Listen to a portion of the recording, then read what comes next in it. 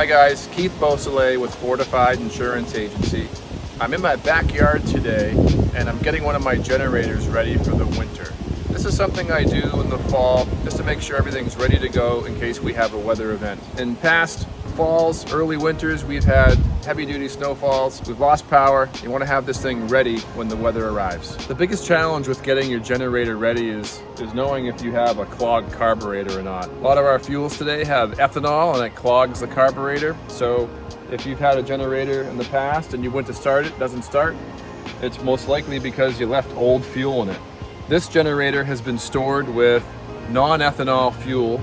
The last time we used it to drain the tank down almost to the very end of it, put that non-ethanol fuel in there, and then ran it through some more, so we know the carburetor should be nice and clean. This one has a very simple start procedure. We're just going to turn the fuel on, and that's going to start to get into the carburetor. Move it to the on position. We'll give it a pull start.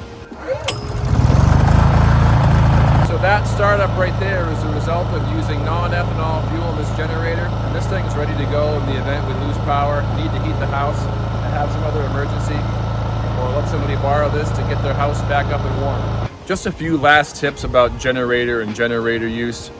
This is a piece of emergency equipment. It really needs to work when you have an emergency, when your power's out. You don't want to fuss with issues or problems with this thing. It really needs to work.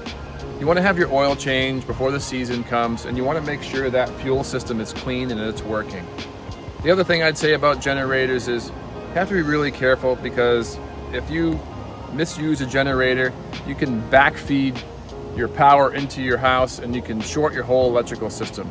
Make sure you have a professional licensed electrician install your generator with a proper hookup if you have one of these portables like this, and make sure you have the instructions on how to go to your circuit breaker and switch over the power to the generator from your main house system. So again, so you're not going to backfeed or short your whole system out in your house. Thanks for watching. I'm Keith with Fortified Insurance Agency.